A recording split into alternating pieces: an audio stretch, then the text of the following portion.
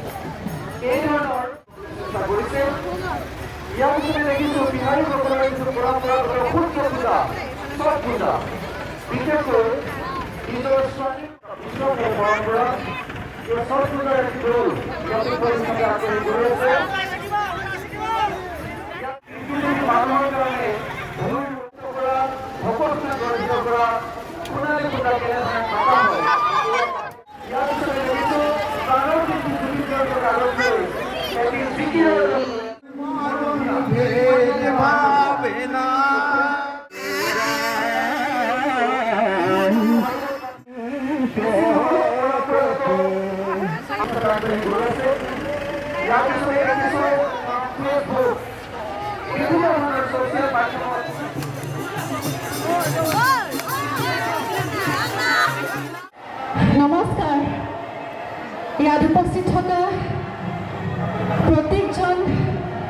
দৰ্শক প্ৰত্যেকজন বিহুবলীয়া ৰাইজ, প্ৰত্যেকজন জ্যেষ্ঠজন, মই প্ৰথমতে জ্যেষ্ঠজনৰ সেৱা জনাইছোঁ, শ্ৰদ্ধা নিবেদিছোঁ।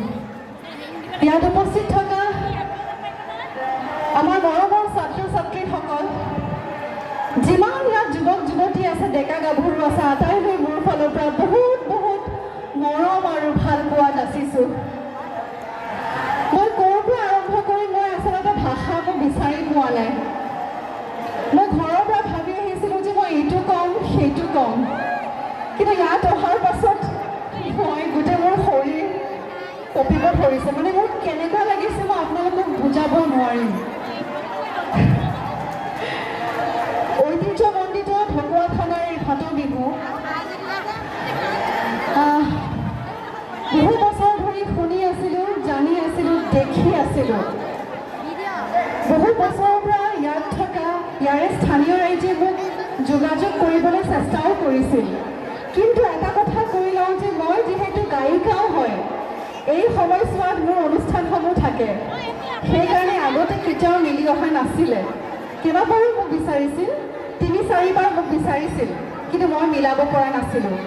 আৰু এটা কথা, এইখিনিতে আজি মোক ২-৩জনে কৈছে, বাইদেউ আপুনি দেৰি কৰিছে। এতিয়া মই আচল কথাটো কওঁ, মোৰ দেৰি কিয় হৈছে। মোৰ কালি অনুষ্ঠান আছিলে গুৱাহাটী মহানগৰীত। ৰাতিপুৱা ৫ বজালৈকে গান গাইছোঁ, তাৰপাছত ওলাইছোঁ ৬টা বজাত। ইয়াতে আমি যেতিয়া গুগল মেপ চাবলৈ জানে নাই, ইয়াত থকা গুগল মেপত দেখাইছে ৯ ঘণ্টা। এতিয়া ৬টা বজাত যদি আৰম্ভ কৰোঁ, ৯ ঘণ্টা হ'লে কিমান হ'ব? ৭, ৮, ৯, ১০, ১১, ১২, ১, ২, ৩, ৩টা বজাত মই পাব লাগে। তাৰপিছত মই ভাবিছোঁ সৰ্বনাশ, কি হ'ব এতিয়া মোৰ সন্মান ক'ত থাকিব। গতিকে তাৰ পাছত মই ধন্যবাদ জনাওঁ আজি আমাৰ গাড়ী চালকক, তেওঁ এনেকুৱা এটা স্পীডত আজি আনিছে। আৰু তাৰ পাছত আমি আহি পাইছোঁহি ১১ বজাত, 11:30 বজাত। তাৰপাছত আপোনালোকে মোৰ বহুত বেছি সময় লগা নাই, আধা ঘণ্টাত কিবাকৈ ওলাই আহিছোঁ। এই অকণমানটো সানিব লাগিব নহয়, লাগিবনে নালাগে? মোক ককাইসকলে কৈছে, দীপিনা তুমি দেৰি কৰিছা। মই কৈছোঁ আপোনাকতো মই কৈছিলোঁ প্ৰগ্ৰাম থকা বুলি, সেইকাৰণে মই দুখ দিছোঁ। আমাৰ প্ৰাঞ্জিতাকো কৈছিলোঁ যে মোৰ প্ৰগ্ৰাম আছে দাদা, মোৰ অকণমান দেৰি হ'ব। তেওঁলোকে কৈছে যে একো নহয়, আমি মিলাই। নিজকে ৰাণী অনুভৱ কৰিছোঁ, আজি বেলেগ এটা অনুভৱ কৰিছোঁ সঁচাকৈ। গতিকে ৰাইজ দায়ী দোষ নধৰিব, মই কেৱল মাত্ৰ আধা ঘণ্টা লৈছোঁ ওলাবলৈ, বাকী আহি পাইছোঁ মই 11:30 বাজি গৈছে, অলমষ্ট 12টা বাজিছে। গতিকে আমাৰ এইখিনি সময় 9 ঘণ্টাৰ যাত্ৰা আমি 5 ঘণ্টাত আহিছোঁ, একমাত্ৰ ঢকুৱাখানাৰ কাৰণে। গতিকে দায়ী দোষ নধৰিব। আমি যেতিয়া মই প্ৰথম এই বছৰৰ কাৰণে ফোনটো আহিছিল যে দীপিনা তুমি আহিব লাগিব, প্ৰত্যেক বছৰে তোমাক বিচৰা হয়, এই বছৰ কিবাকৈ মিলোৱা। তেতিয়া মই কৈছোঁ আৰু কেনেকৈ মিলাম। গুৱাহাটীত আছে অনুষ্ঠান, আজিও আছে অনুষ্ঠান ৰাতিলৈ। আজি মই যিটো চিঞৰ দিলোঁ ট্ৰাক নে কি বুলি ক'ম, মেজিক বুলি ক'ম, মেজিক। সেই চিঞৰাৰ পাছত সন্ধিয়া মই কি গান গাম ভগৱানে জানে। তথাপিও চিঞৰিছোঁ, হেঁপাহ পলাই প্ৰাণ ঢালি গাইছোঁ, নাচিছোঁ। এতিয়া আচল নাচিমহে, নাচিবনে আমাৰ লগত? হা? বাকী মই কি কৈছা? দীপিনা মাহি কৈছা? দেখি সেইখিনি যোগ্যতা মোৰ আছেনে নাই? বহুত বেছি বছৰ মোৰ হোৱা নাই, 2017ৰ পৰা কাম কৰিছোঁ। আজি আমাৰ মাজত হিয়াৰ টুকুৰাজন নাই, জুবিন দা নাই। এইবাৰ বহাগ যেতিয়া আহিছিল, এনেকুৱা বহাগ আমি নিবিচাৰিছিলোঁ, এনেকুৱা বহাগ আমাক নালাগিছিল। জুবিন দাৰ অবিহনেও যে বহাগ আহিব পাৰে, জুবিন দাৰ অবিহনেও যে বহাগ আমি উদযাপন কৰিব পাৰোঁ, সেয়া আমি কেতিয়াও চাগে কল্পনা কৰা নাছিলোঁ। কিন্তু জুবিন দাৰ সেই শেষৰটো ইণ্টাৰভিউ আপোনালোকে চাইছিল নে? সাক্ষাৎকাৰটো শেষৰটো ৰীতা চৌধুৰী বাইদেউৰ লগত চাইছিল নে নাই? চাইছিল। গতিকে তাত এটা কথা খুব স্পষ্টভাৱে উল্লেখ আছে, জুবিন দাই নিজে কৈছিল যে তেওঁ হি ৱৰ্কড লাইক এ মেচিন। এইটো কথা মই বাৰে বাৰে প্ৰতিখন মঞ্চতে কৈছোঁ তেওঁ কৰ্মত বিশ্বাস কৰে তেওঁ সদায় কামৰ কথা কয় মোৰ সৌভাগ্য যে মই তেওঁক অতি ওচৰৰ পৰা পাইছোঁ খুব ঘনিষ্ঠভাৱে পাইছোঁ সেইবাবে খুব ভালকৈ ক'ব পাৰিছোঁ যে জুবিন দাই সদায় কামৰ কথা কয় কাম কৰি যাব লাগিব কৰ্ম কৰি যাব লাগিব সোণৰ অসমৰ কথা কয় বৰ অসমৰ কথা কয় গতিকে ইয়াতে আজি যি দৃশ্য দেখিছোঁ ইয়াতে আজি যি উদাহৰণ আপোনালোকে দিছে উদাহৰণ দাঙি ধৰিছে সেয়া আচলতে যথেষ্ট অসমখনক আমাৰ ভাৰতবৰ্ষত ৰিপ্ৰেজেণ্ট কৰিবৰ কাৰণে দেখুৱাবৰ কাৰণে গতিকে ধন্যবাদ জনাইছোঁ আজি বিহুৰ উদযাপন সমিতিৰ প্ৰত্যেকজন সদস্যক মই অন্তৰৰ পৰা সেৱা জনাইছোঁ আটাইকে যিমান দৰ্শক আছে মই এবাৰ সকলোকে মই অন্তৰৰ পৰা সেৱা জনাইছোঁ ধন্যবাদ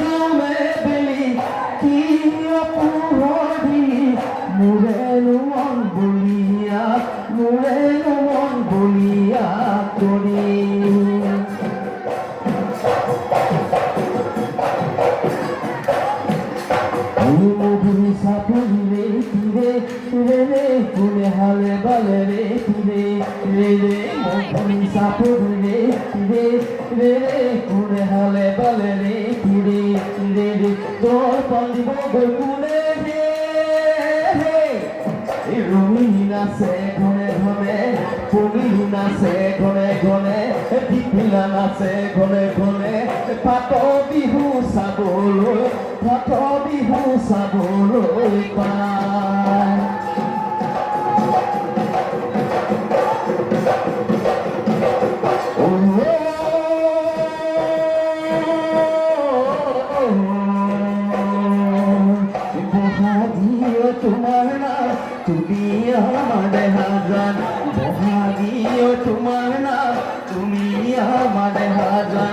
পাতৰ পাতৰ বহিলৈ নৰকাতে ভৰি থৈ চকুলো জায়ালি লৈ মাতুলো হৰি হৰি মাতুলো হৰি হৰি পৰে